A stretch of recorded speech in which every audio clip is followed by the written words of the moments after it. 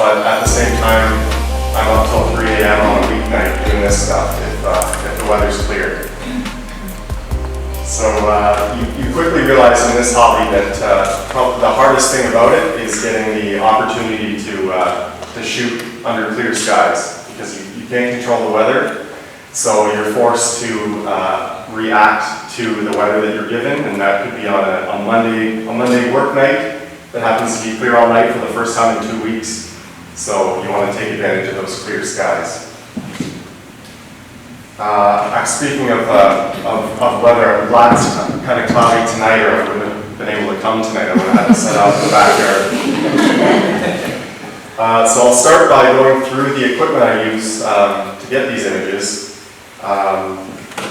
And if there's time at the end, I'm not sure, we could do a live demonstration of processing an Astro image from a raw file to a finished image.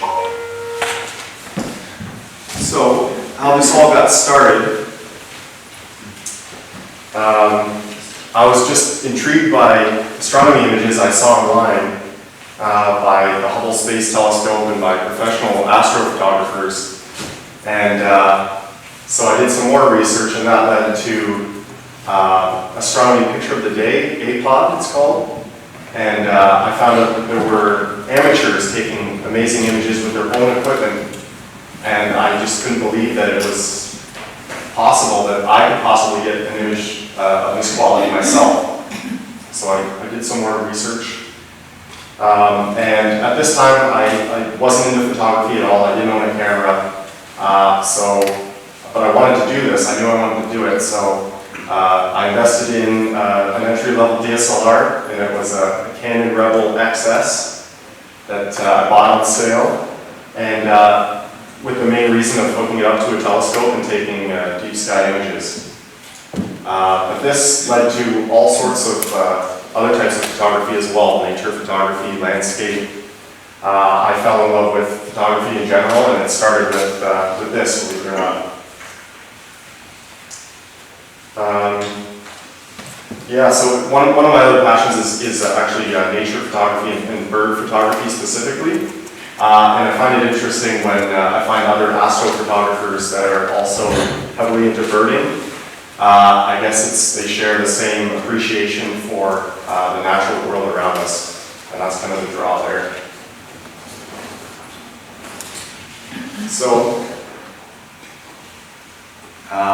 yeah, here's just examples of some bird photography, and actually the snowy owl and the black-throated blue warbler were actually taken through a telescope because before I owned a telephoto lens, I used my previous telescope to shoot for daytime bird photography.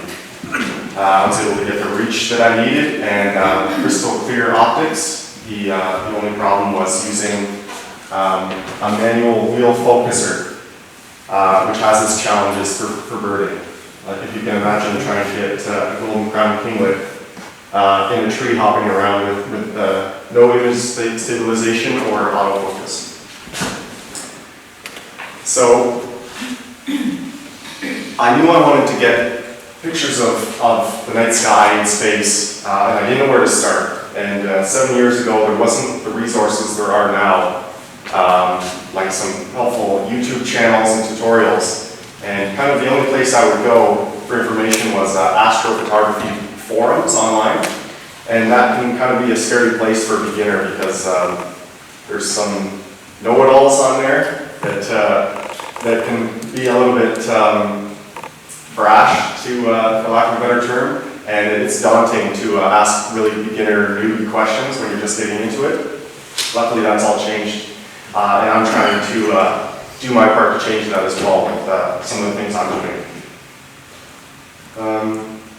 So my first few shots of the night sky were blurry, out of focus shots of stars, and but I was completely blown away by them, and I realized that the camera could capture many more stars in the sky than your naked eye could see, and so I was thrilled by this.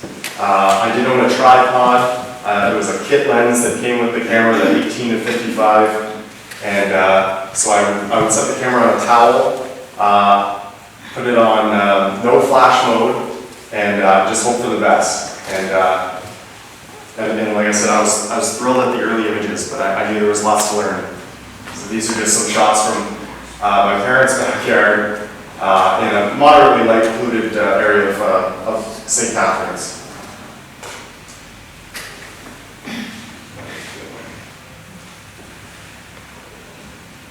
So things started to come together when I joined my local astronomy club.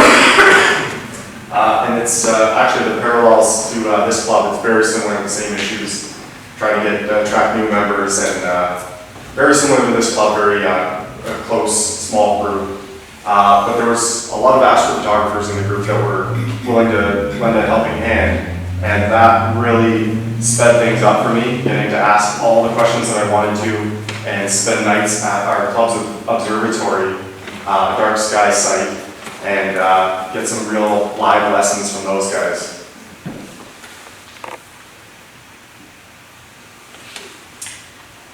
Okay, so I started something called Astro Backyard, which was my astrophotography blog, which was just a free blogger site where I shared my experiences in the backyard attempting astrophotography, lessons I've learned, and it eventually grew into something bigger, and now I have a following on Facebook and Twitter and Instagram and the YouTube channel, and I've been able to help people from all over the world get started with astrophotography with a friendly, fresh approach to it, where no question is too basic. So I'm really trying to give back as much as I was helped early on with Astro Backyard. So speaking of the YouTube channel, I've got now 24 videos that cover everything from how to polar align your telescope to travel vlog style videos. And I'm almost at 6,000 subscribers now, so there is a following of people that are really interested in this kind of stuff. So it's just a joy to be able to share something like this with so many people. So my interest lies in deep sky astrophotography specifically. So deep sky means images of distant objects in space, such as galaxies, nebulae, globular star clusters, open star clusters. And so this is all done through a telescope. You could also use a telephoto lens, but a telescope is more suited for this kind of reach and these kind of objects. So I'll go through some of my equipment here. So like I said, I use my telescope as a lens. And these are just the types of objects I've been able to capture. This telescope that I use, it's an Explore Scientific ED-102. The 102 is because it has a 102 millimeter objective on it. The focal length is 714 millimeters. So if you compare that to like a telephoto Bering lens, like a 500 millimeter f4, that gives you an idea of the kind of distance that this has. The focal ratio is f7, so it's moderately fast. In the telescope world, f6 and below are considered fast scopes, which is important because you're soaking in starlight through the telescope on the camera sensor. So the faster that scope is, the less time you'll need to soak in more photons. Here's the telescope here. This was a week after I got it. I was able to bring it up to Selkirk Provincial Park, and it was an unbelievable night. The Milky Way stretching across the sky, and it always draws a crowd at campsites. People like to come by and look through it, and then they, of course, ask what I'm doing, and it's lots of fun. Okay. So this is considered a wide field scope. So there's larger telescopes with a different design that are more suited for getting small galaxies and really getting a detailed view.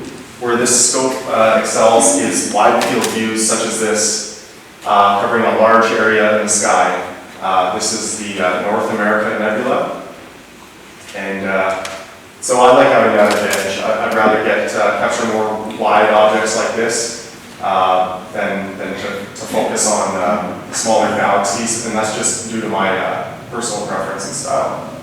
And what am I looking at when I see this red stuff? Which looks So the North American Nebula is an emission nebula, and so that's gas, interstellar dust and gas in the night sky. And the reason you don't see that visually looking through a scope, but you can see it in a picture, is because it's such a long exposure that it's collecting light for hours at a time that you could otherwise not see. And then of course there's the image processing where you pull it forward even more. But the false color? No, that's the real color. Yeah. So once you're making levels and curves adjustments in Photoshop, pulling it forward and increasing the saturation, similar you would to like a landscape image, but it's all real color. So this is just through the camera RGB real color image. So how many exposures is that? This one was a total of about 3 hours, and I believe the exposures were 5 minutes each. And the reason I was able to go that long was because this was also at a campsite at Rock Point Provincial Park, looking south over Lake Erie. So there's some dark skies there. Shots like this would be tough to do in a light polluted area like I do at home.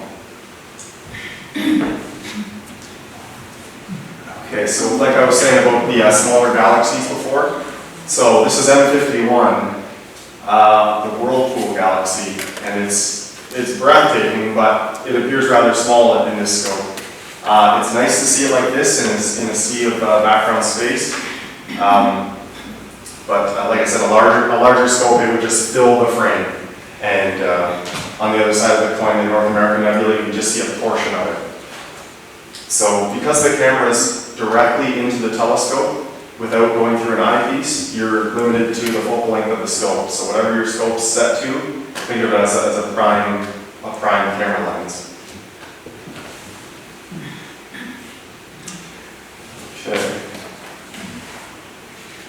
So speaking of exposures,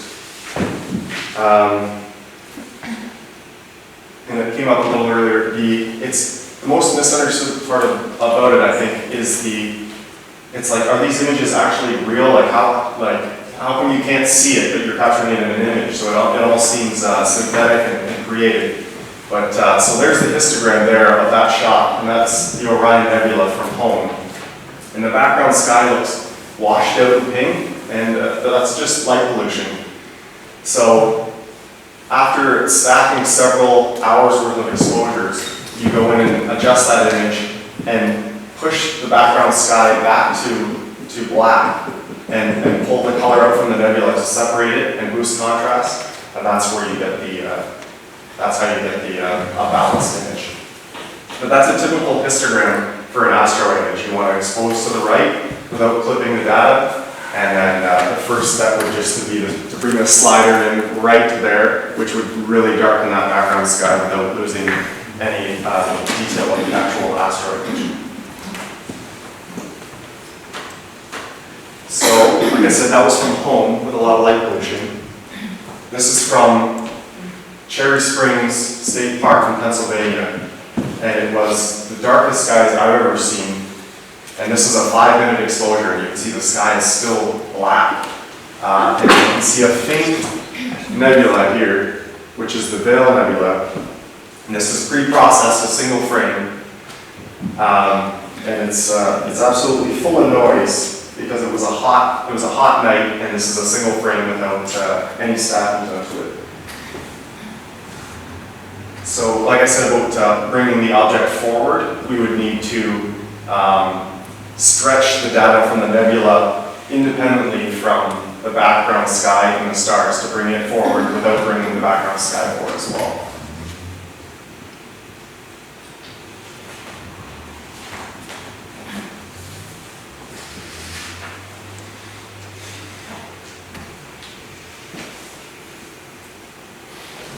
So that telescope I was talking about that I used for bird photography was this one. It's just the baby brother to the one I'm using.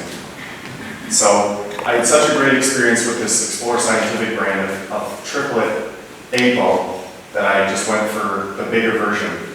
Because of this Astro Backyard thing, I posted a lot of my images online and shared a lot of my feedback. And the owner of Explore Scientific called me at work in early May of last year and said, "I love what you're doing, and I want to give you an amazing deal on a larger scope to keep going with us."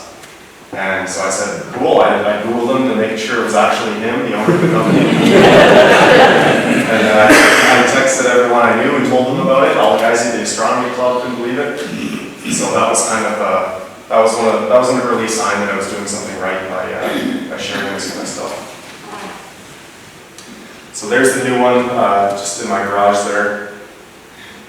And yeah, so you might have noticed that it's carbon fiber, so that makes it really light, which is nice for portability. If you're traveling to a dark sky site, it has a nice carry case.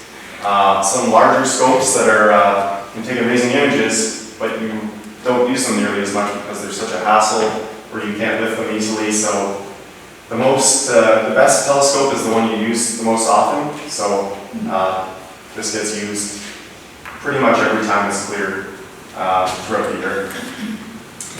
And so if you didn't get an amazing deal, what would the average retail price for that with the motor drive? So, how much money are you looking at? So that mount, brand new, is $1,400 Canadian. And that's absolute bottom of the line, basic for astrophotography. The one on the screen. And yeah, so the mount there and then the telescope itself is $2,000. Did you say 2,000? I got a good deal. I won't say exactly how much it was, but I never would have bought it otherwise, put it that way. I couldn't afford it. Sorry, can you just explain, I think if I get it, is the camera built into the telescope or you attach your camera to the telescope? Nope, yeah, so it's, you attach it to it. So And how does that work? So there's an adapter that screws in to the camera body like a lens. Okay. Oh, cool.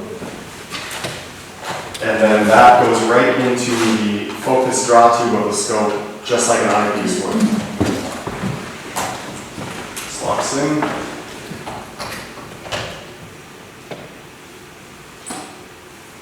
It's locked there. That's really cool.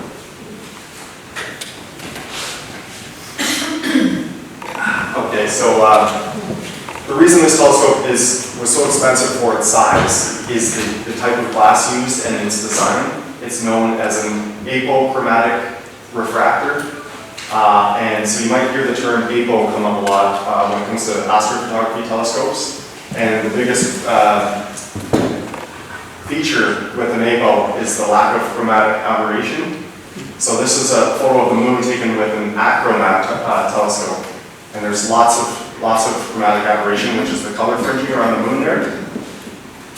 And then this photo of the moon taken through an apo, where there's no chromatic aberration at all. And it's even more so in bright stars in a deep sky image. There would just be blue halos around all of them if it was a cheaper telescope design. So it's kind of I recommend a scope like this for beginners, just to put the right foot forward, and so you're getting high quality images right off the bat. Something a little smaller than this. The smaller one that I had, I bought used for $800.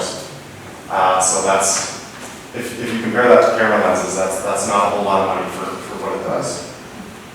So how long would the exposure be in this shot? So this is a combined exposure, and very short. So to get, because this is called Earth shine here, so where you can actually see the rest of the moon lit up because it's reflected off the glow of the Earth, even though it's in the waxing crescent phase. So there was one exposure used for the detail on the moon of actually very quick. It was a 500th of a second because obviously the moon's quite bright in an auto exposure, and then longer to get the Earth shine, and then combined together to get that full dynamic view. Which is funny because this is actually really close to what a visual Earth shine looks like through the eyepiece. It's actually an incredible sight. during that moon phase. Okay, so yeah, speaking, we covered it a little bit, but speaking of attaching the camera, so yeah, it just inserts into the draw tube there. It's just an inexpensive adapter that screws into the camera body like a lens, and then it can go directly into the telescope. And as you go in and out with focus, if you use live view on the camera, you'll see the stars go in and out of focus, and eventually you can lock it into a sharp focus. And you want to use a bright star for that. Some of the brightest stars in the sky for it to show up in live view focus. All right, we're jumping around here. Okay, so there is, for deep sky astrophotography, you don't go through the eyepiece, you use directly into the scope, but there is a use for eyepiece, and excuse this image, this is not a great image of Jupiter, but this is when you actually use the camera shooting into the eyepiece, because you need that extra magnification of an eyepiece and a Barlow lens that doubles the magnification for a small planet, because of course if I just shot through the scope with no eyepiece magnification, it would just be a dot on the screen. So you don't get that crispness that you do of a deep sky image, but that's planetary photography. I just wanted to cover it briefly. It's not something I specialize in. There's a lot of people that just do this and don't do the deep sky or both. Speaking of planetary photography, this is the type of telescope that you want to use for that. So this is a 9-inch Schmidt Cassegrain telescope, and it has a focal length of over 2,000 millimeters. So that gets that real up-close view that you want for small galaxies and planets. And that larger aperture as well, it soaks in a lot more light faster. So, but again, it's heavy, and it's more unforgiving too for beginners with that long focal length. Any errors in your tracking are going to show real quick under that magnification, as opposed to a more forgiving wide field view. How are we doing for time? Do we need a break or anything? Or we're okay? So the mount itself, I discussed how I was able to get that used for a reasonable price. So it said that the mount is the most important part of the astrophotography rig. So it tracks the night sky. As you know, the Earth is spinning. So if you just set your camera on a tripod and did even a 30-second exposure of the night sky, you would start to see the stars trailing because we're spinning. So you need to compensate for this with a mount, such as this one, that tracks the night sky and slowly moves with it, so that when you do take a 5-minute exposure, the stars are nice and sharp and they haven't moved because it's moving with it. So that's a key part to deep sky astrophotography. And then the accuracy of that tracking there's a lot of time and techniques involved with getting back more and more and more accurate.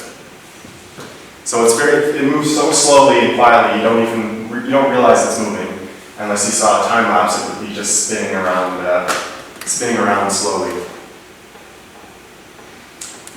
So this mount, that's what you'll notice in some of the more affordable mounts, is that they'll have a limited payload capacity. So everything, my entire imaging rig right now weighs 11 pounds, which happens to be the exact same weight as this counterweight. So it's a perfect balance. The scope doesn't have to be, the mount doesn't have to work too hard to track. It's not struggling and skipping over any gears, which of course is extremely important when you're doing long exposure photography. This picture here is of my larger Newtonian telescope. I don't use it very often, but it's about as heavy as this mount can take. And it's about 30 pounds with all the imaging gear attached. So that type of telescope uses a mirror cell at the back, and it's a big light bucket, as opposed to the refractor, which is more like a nice camera lens. So you're not able to track the night sky if you're not properly polar aligned. And luckily for us in the Northern Hemisphere, we have Polaris, the North Star, which is almost directly at the North Celestial Pole. So if you line up the polar axis of the telescope mount with Polaris, it's going to spin on the same axis as the Earth. And you'll be right in line for some astrophotography. It's not exactly at the North Celestial Pole, but it's very close. And so to get even closer, we use stuff like the polar scope that's built into the mount. And in here, there's a little star map in there. And if you're pointing through and looking at Polaris, you can actually see the exact location that you need to move the mount so it will be completely accurately color aligned. And to find out that location for Polaris for any given night, I use this app called Polar Finder. So there's the North Celestial Pole right in the center, and as you can see, Polaris is spinning around it slowly. So on this night, it uses the GPS on my phone. It tells me that for me to be polar aligned, Polaris would have to be in that position through the polar scope. And that's a subtle adjustment that you would only need for deep sky astrophotography. If you were just doing visual observations, a rough polar Polaris alignment would be just fine. So on the same token of tracking, accurate tracking, you may have noticed that the smaller telescope right on top of the main imaging scope, and this is known as a guide scope. So this is used for auto guiding, which is a process where this secondary camera, the little purple guy on the end here, is actually looking through that scope. It has one job, it's focusing on a star in the field of view in the small scope, and it's connected to your laptop, and the software is telling it to keep that star from moving, and keep it in the same spot. And by doing that, it communicates with the mount and makes small adjustments in the mount to be even more accurate. It sends little pulse guides to the mount and tells it to make corrections. It's a lot of work for a little bit of difference. But it makes a big difference, and it kind of separates the men from the boys as far as astrophotography goes. And I was hesitant to do it at first. I said, I don't need auto guiding. I'm so polar aligned and my mount's solid. But then when I did it, I went from 1 minute exposures to 5 minute exposures to beyond. You're only limited to your skies at that point. Speaking of auto guiding, this scary looking screen here is a software called PhD Guiding, and it stands for Push Here Dummy. So this is the view through the finder scope here, and those are some stars in the field of view. The crosshairs show a star that it's selected, and that graph up there is how much that star is moving. So the smoother that graph is, a flat line would mean that it's not moving at all, and if it's really sawtooth and zigzag, it means it's making a lot of corrections. And your stars may become egg-shaped or elongated over a long period of time with shaky guiding. So I spent a lot of time staring at that graph on the computer while the camera's running, for better or for worse. Okay, so this here is the California Nebula.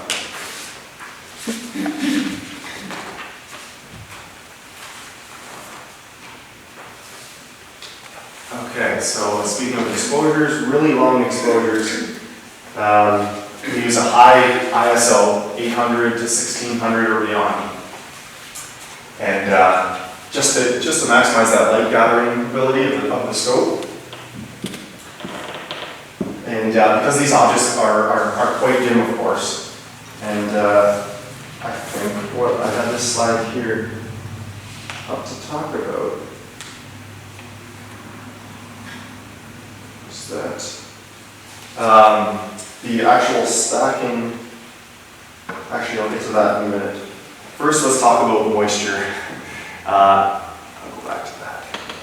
So if you notice this little strap here that's on the telescope objective, that heats up.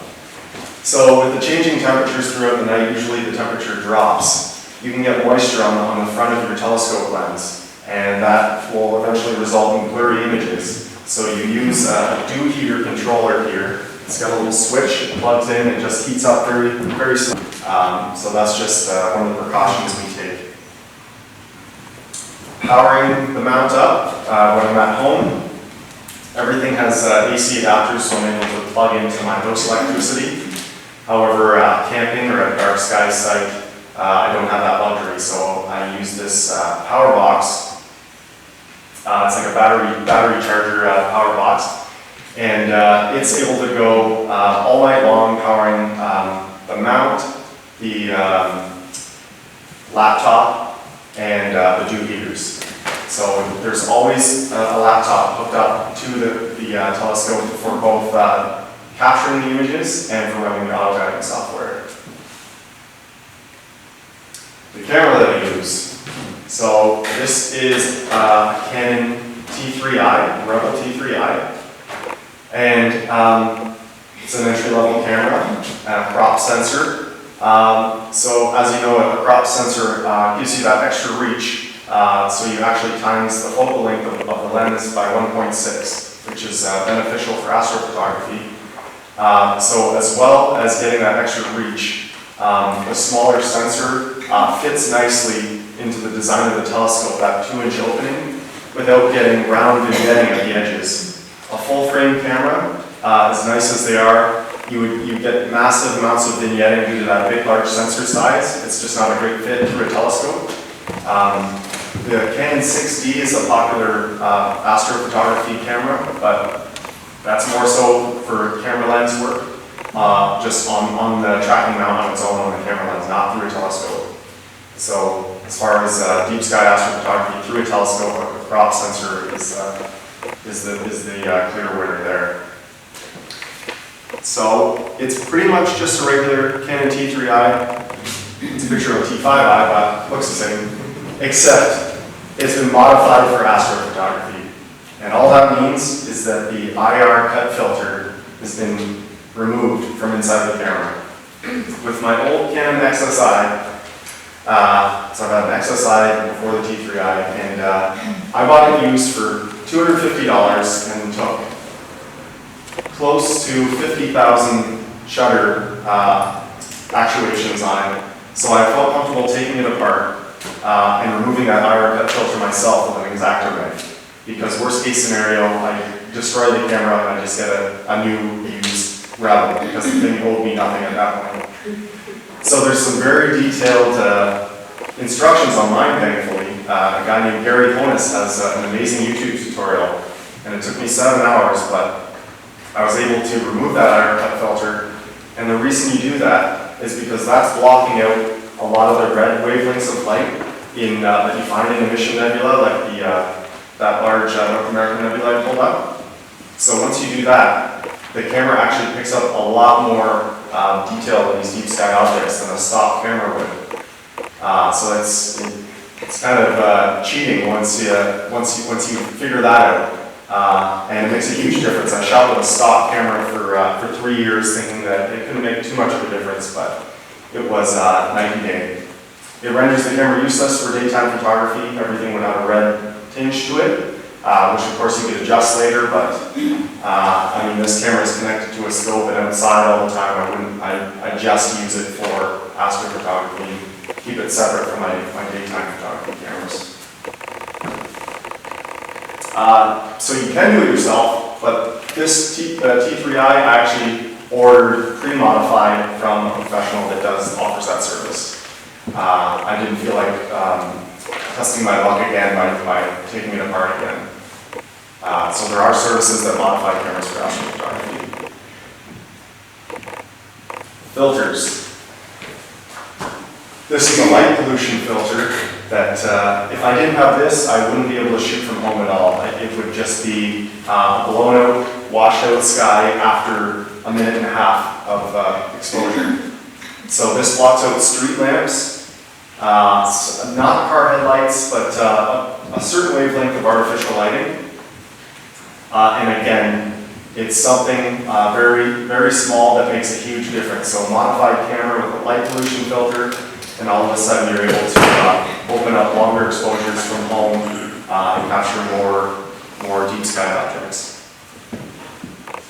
This is the Eagle Nebula, and it's just a good example of what modifying the camera does.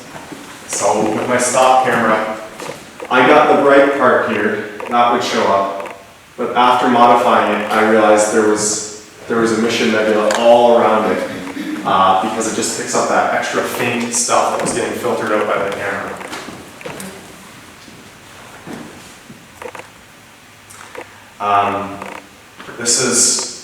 This is an image I spent the most time on out of all of them. It was over 8 hours, and it was in the winter too. It's a winter object in Orion called M78, and winters are notoriously full of clouds, and you might get 2 or 3 clear nights in an entire season. So this is just an example of another accessory called a field flattener. So a field flattener goes between the camera and the telescope, and it flattens the field so that the stars right to the edges are pinpoints.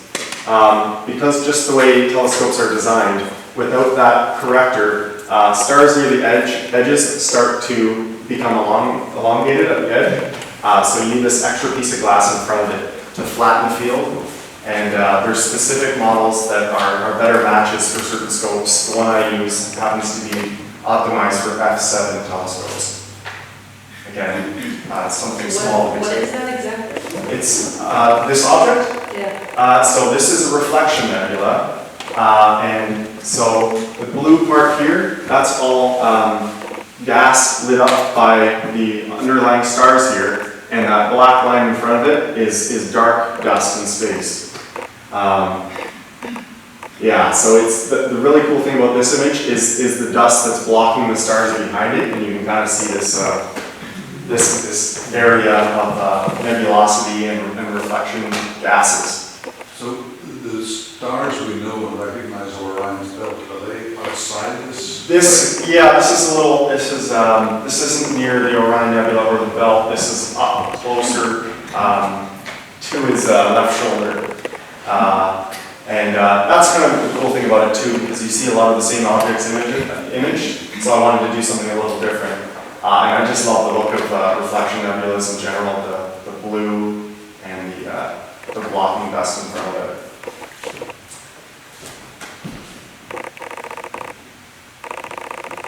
So capturing images, a lot of you may already own remote timers, shutter release timers. So this is great because you don't touch the camera, you're not disturbing the motion, and you can of course set it to take several frames one after the other. So this is kind of the first step into automating taking the photos through a telescope. But astrophotographers are a crafty bunch, and so there's a lot of astrophotography specific software available for image acquisition, including a software called Backyard EOS, meant just for Canon cameras. So it's the reason it's a red screen there is because it's to not disturb your night vision when you're out under the stars. The red wavelength doesn't ruin your night vision the way white light does. And so this is just used to set the number of exposures you want to take for a night, set the ISO, and run a series of events. So you can capture as many sharp frames on your subject as possible. And the reason for that is that there's something called the signal to noise ratio. So a standard image frame, a single frame, is going to be full of noise. You're shooting at ISO 1600, that sensor's getting hot, it's been exposing for 5 minutes, so it's just full of noise. But the way you can get around that is by taking several exposures, like 30 to 50. When you stack them on top of each other, the signal remains there. The signal is the deep sky object and the stars, but the noise randomly falls on top of each other in a different pattern and cancels itself out. So you're able to keep the good data and cancel out the bad data.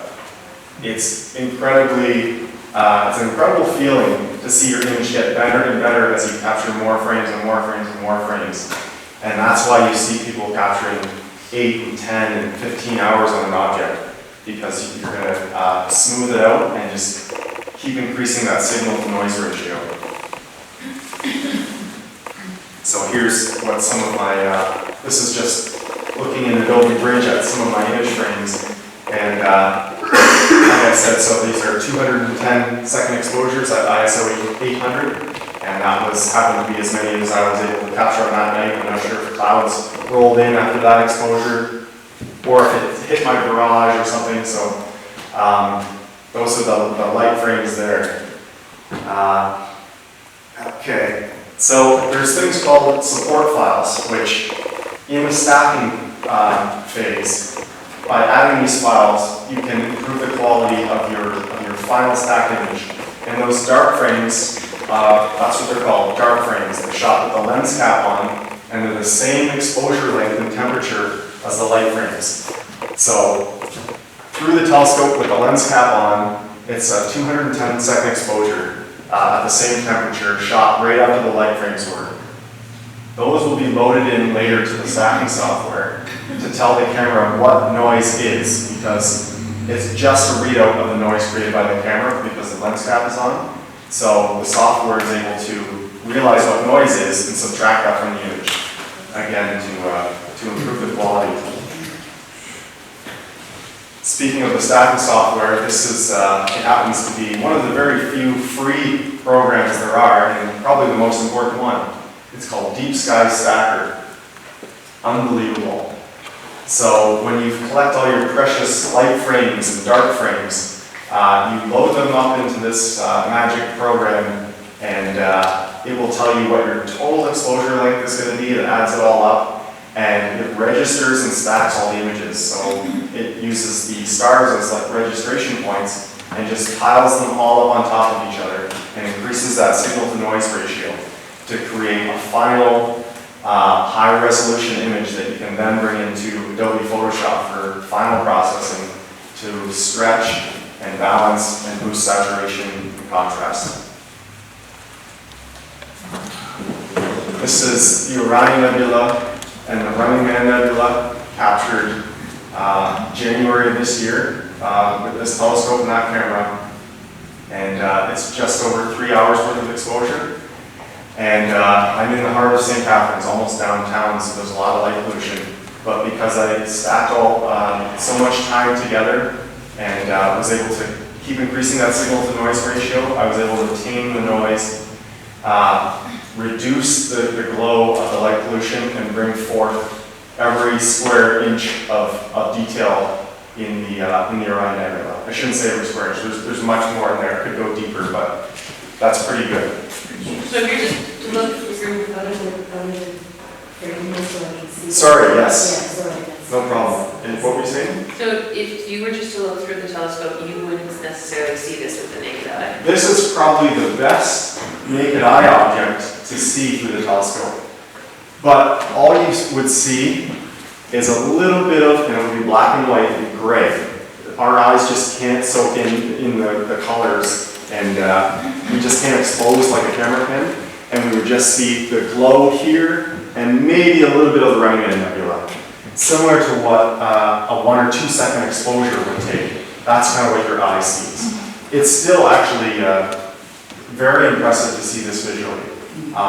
You don't realize the scale of it and the structure, but it's still an impressive sight visually. Over 3 hours, the telescope will retract about 15 degrees? Yes. Gee. Yep. So to get 3 hours was multiple nights. I think it was 4 or 5 nights actually in total. You'd be surprised a combination between the seeing got bad, the clouds rolled in, or the object was hitting a tree, or I had some errors in my guiding. So you only keep the best stuff, and then you combine all the best stuff together for your final image. And it takes a lot to get that kind of data. Do you know how many light years across that image? Well, I don't. Yeah, well, I think it's about 4 full moons across. I'm just guessing. I know it's about that scale, but it's large. This is almost a full frame image. So you saw what the moon size looked like there. So it's much bigger than the full moon. It's huge. Once you finish stacking, how many megapixels would an image like this end up being? So with the resolution of the T3i, it's, I believe it's 3600, or no, maybe it's approaching 4000. So I think it's about like 14 megapixels around there, which is, you know, has its limitations. Like to print a huge poster of this would be a stretch. I'd have to dip below the 300 dpi threshold for printing. Luckily, most of my stuff stays online on the web, so I'm able to keep those super sharp, smaller versions of stuff. But yeah, I've done some larger prints. But about 24 by 36 is about as large as I can print using this camera and still get the nice crispy results. What would be the interval for your individual exposures over those 3 hours? Is like every 5 minutes you take a picture? Or? Yeah. I think this one was actually 3-minute exposures, just to get that histogram in that sweet spot where I showed on the right. 5 minutes from the backyard at ISO 800 would probably get close to clipping the data on the right-hand side. I should mention too, this is one of the few objects that you actually need to blend different lengths of exposures because this core is so bright. So these are shorter exposures for the core here, blended with longer exposures for the outside. So I think it was about 3 minutes outside, and about, for the right in the inside core, about 30 seconds. How often would you take an image? Like you do, let's say you take a 3-minute exposure, then you wait a while? About 5 seconds in between shots. Oh, that's it? Yeah, Okay. and the only reason is for the auto-guiding software to do something that's called Dither, which slightly moves the frame over for each shot, just to increase the randomness of that noise pattern, and that helps in the stacking. But yeah, and the reason that quick 5-second turnaround before the next shot is just to maximize those clear skies and get as many frames as you can. So you said it took 3 hours to get this shot, but how much time do you spend in, you know, processing it? Like Photoshop or whatever program you're using? It never ends. It's hard to call an image final because they're all works in progress. It's funny because one of the astrophotography galleries that I host to, it forces you to choose, is this your final image or a work in progress? I've only posted works in progress. I'll never post a final image.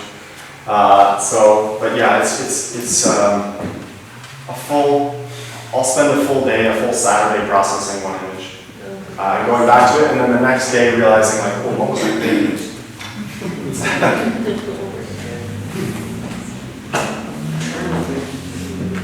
This is, yes. Okay, so I can open it up to some questions. I'm sure I left some gaping holes in the process, because I can't see my notes here. I can do a ramble. My question is kind of two-part. Is there a lot of people doing things like this? And if there's not, have you been approached by like National Geographic or other space programs and stuff for your work? I don't have a whole lot of publications yet. CBC picked up one of my images and tweeted it. That was a big one. But just astrophotography specific websites have contacted me, and I've shared some images there. But no big exposure yet, and there is actually a lot of people doing it. It's a smaller group, nothing like say nature photography would be, but there's at least 6,000 that subscribe to my YouTube channel. So I know there's at least 6,000. You're not doing this, what are you doing? No, not doing this. Sleeping and then going to work.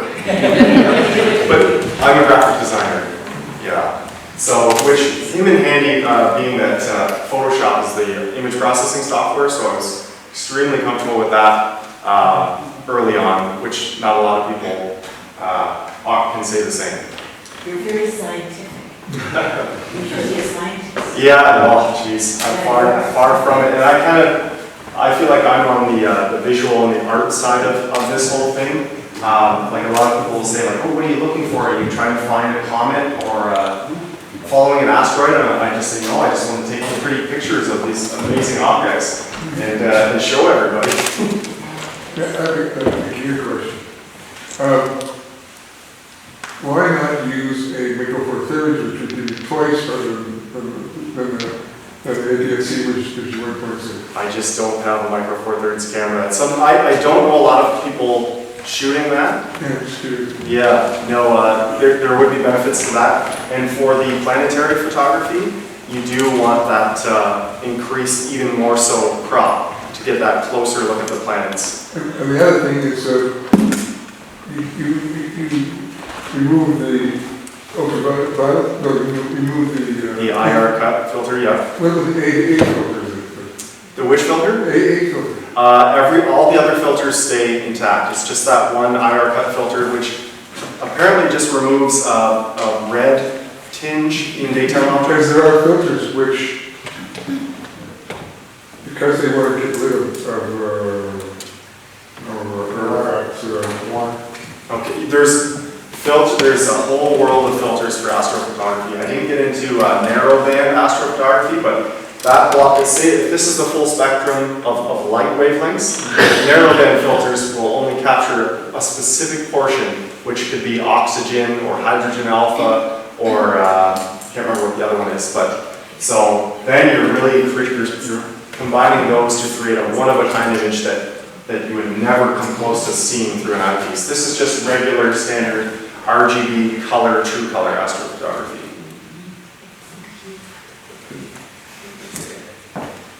What's the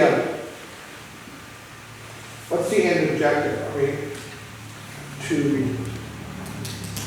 do great work, but then does that translate into any sort of commercial opportunity, either to sell individual prints or for publication? There's lots of opportunity, yeah. So the goal for me, I guess, with this, the whole point of the thing is I'm just, I know I'm going to be doing it for the rest of my life.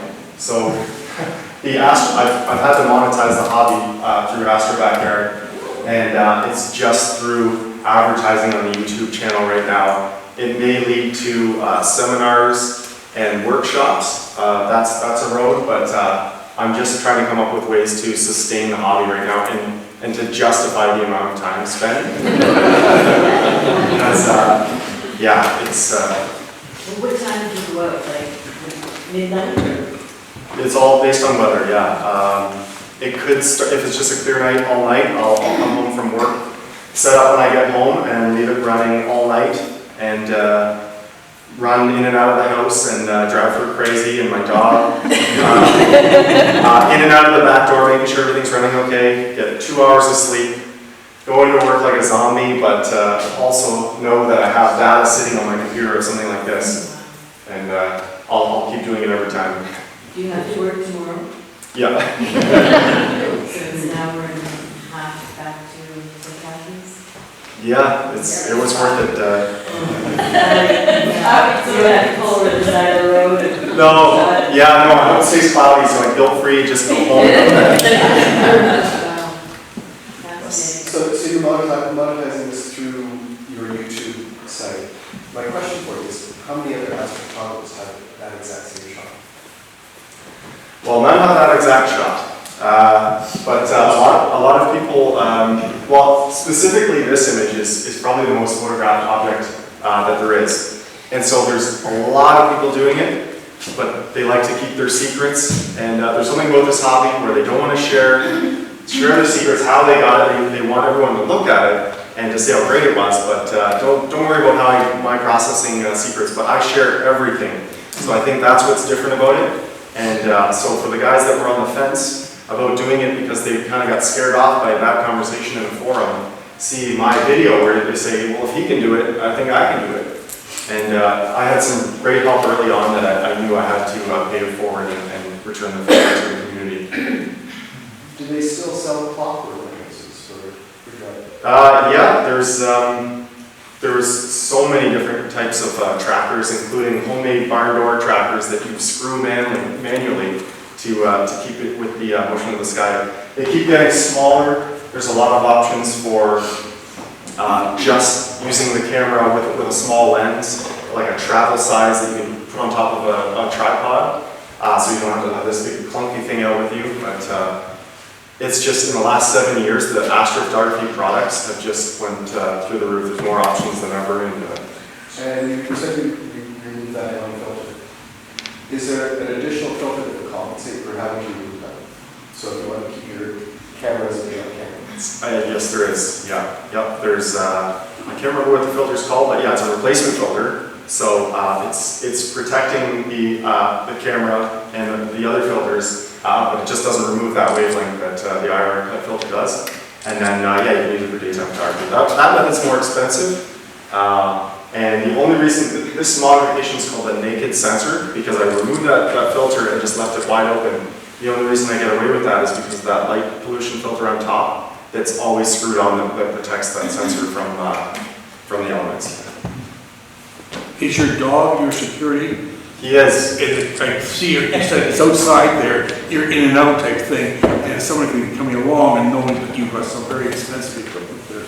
His bed is right next to the back door, and the slightest noise at all back there, and he goes berserk. So it's perfect, and he doesn't go berserk very often. So another question, have you ever had any trouble with raccoons not together? Raccoon, that's something you have to get over early on, is the creepiness of being out in the backyard in complete darkness. You want to avoid all white lights, so you really can't see anything. And yeah, I've had raccoons climbing the fence. Give me a scare. You smell a skunk back there, that's never good. Yeah, it's all kinds of stuff when you're up there creeping around. Not to mention your neighbors seeing you point, like sometimes the scope is pointing over my neighbor's house, but it kind of looks like it's pointing into their window. And they just see me fiddling back there. They have no idea what I'm doing. And you know, coming outside at 3 a.m., I have no idea what they think I'm doing. But I'm prepared to tell them and explain my story if they ever ask. Have you ever considered, obviously if you go south of the equator, you get another whole part of the universe and look at it. Have you done that, or I'd love to. plans? I'd love to see the southern hemisphere objects. They have a lot of amazing stuff. One of which being the core of the Milky Way rises straight up overhead. So what we get here in the northern hemisphere, it kind of goes across the horizon with the core just poking up over it. So the lower you get to the Earth, the more atmosphere you're looking at. So we don't get the greatest view at some of the really greatest Milky Way objects, but they get that in the south. So I definitely want to take a trip. Australia would be nice. I'm sure they can catching airplanes and shooting stars and satellites. It's a good way to ruin an image frame. You know, it's supposed to be like this, and you get an airplane right across it. It's just the streaks of the light. I have to say a little flash, a little red. Yep, or satellites too, and then you just gotta ditch that frame, and you don't get to use it. More often than you would think. There's a lot of satellites up there. Oh, bats. Bats was the really creepy one. You don't realize how many bats are in a residential neighborhood until you're setting up the scope at dusk, looking up, and you just see the flickering across the sky and screeching past your head too. It's just, Okay, so I've taken some images for you, but it has been playing with dots in it. Would that not be considered noise? When you stack images? So we cancel it out. I don't risk it trying to stack it. I think it would, there's certain algorithms you can choose, and one of them is to say, okay, this is in this frame and not in any of the others, so don't include it. I haven't got into that algorithm, so I just ditched the frame. I guess if I really wanted it and it was a really long exposure and I didn't have many, I'd probably look into it. What would you suggest to people who have just starter cameras, they don't have any of this kind of equipment, and they want to do a little bit of night photography? I would start with 30-second exposures on a tripod of the Milky Way during the summer. Okay. So the summer looking south is the best time to go see the absolute most in the sky. You go to the darkest place you can find. Okay. Look south in the summer with a wide field lens on f4 or lower if you can.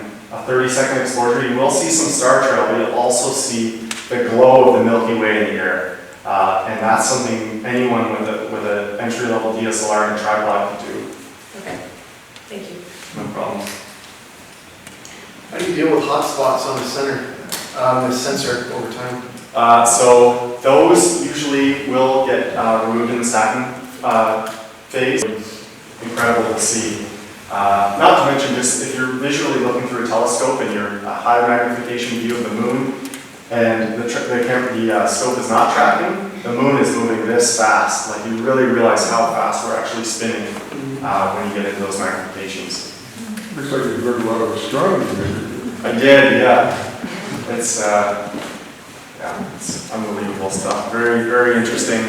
And like I said, I'm in that astronomy club as well. And it's Where is the club? Is it in Monetization? it's in Niagara. Falls. The RASC, the Royal Astronomical Society of Canada. You're finding all the lights on there. Oh, Niagara Falls, forget about it. Yeah. They had spotlights shining into the, like, advertising the casinos. Like, it's just not even possible. Well, with the stacking software, okay, let's say, for example, you've got 20 or 30 images sometimes, right? Mm-hmm. That you stack together. Mm-hmm. Once it's stacked together, what's an average size of the image that you bring into Photoshop? They're It's got to be pretty big, I think. 100 megabytes. 100 megabytes. And yeah, it is a 32-bit TIFF file that it creates. So you start with that, you make your initial adjustments, and then actually you have to convert it to 16-bit to open up a lot of the Photoshop processing options, because it won't do a lot of the stuff. And as for Photoshop, there's Astrophotography action packs to make the processing easier. So it will record an action of, it will just be called Make Stars Smaller. And it will go through, select all the stars, to put a mask on them and reduce them all in a one-click action. So yeah, there's a whole industry of, there's another monetizing option that is making my own Astrophotography action packs for Photoshop. Nice digital product, or ebook I eventually want to do. But how to get going to. It looks like you should be able to sell images of that quality to magazines generally, like Canadian Nature. Yeah, it's you don't see a lot of it everywhere. You see it in the astronomy magazines, but yeah, I'm gonna do my best to get out there. And anyone who's interested. General purpose. Yeah, not in astronomy base, but yeah. A lot of the stock files are kind of like The which? there's a whole area for photography in stock houses. Okay, yeah. Such as iStock, Getty Images, and so on. There's dozens of them around the world. Those images have to be of interest to editors, magazine publishers, etc. And each time they download, you get a list. Yep, I'm with iStock, Shutterstock, Fotolia, Dreamstime, and yeah, it's a little bit of extra money. But I'm telling you what you already know. Right, yeah, no, and some of these images sell, but I sell more stock images of someone picking up a phone, or just general stock images. Or wildlife. Yeah, one of my most sold images is of her holding a beer can by the campfire, just her hand holding a beer can, and it's my top selling photo. So the stock photography world, I don't know, like I can't figure it out. So.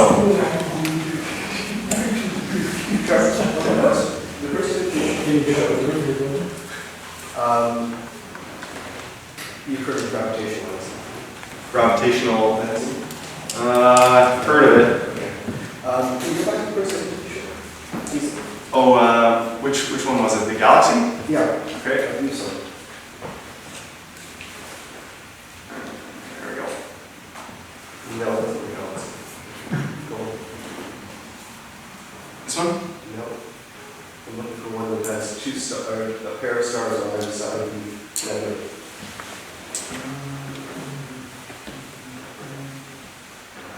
Tell me when to stop. Yeah, I'm able to see the two stars. No, you're too far. You're way too far. Way too far? Yeah, maybe. Okay.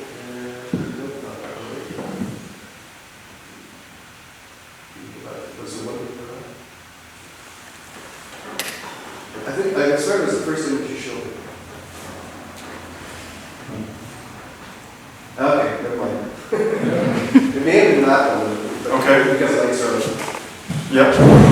Oh yeah, this is really hard to see in that. Yeah. Whoa. No, it wasn't even that. Sorry, Okay. sorry. Maybe you had one where there were two stars on one side of the object, and two almost identical stars reversing the other side. Ah, okay. It's like gravitational waves. I see. So it's actually the same two stars? They're probably the same, but I wondered. Yep. Just. Okay, now I know what you're talking about. Yes, Hubble has lots of deep views of stuff like that. If I've taken any images of that, I didn't know it. Yeah.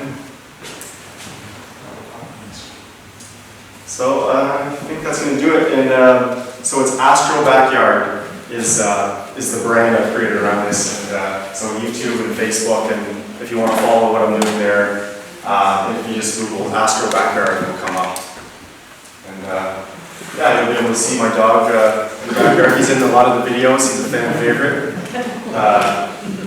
So yeah, thanks for having me and letting me geek out about all this stuff. Even though you're a photography club, it got very astronomy based, but I am taking pictures, so hopefully it was of interest to you. It was great.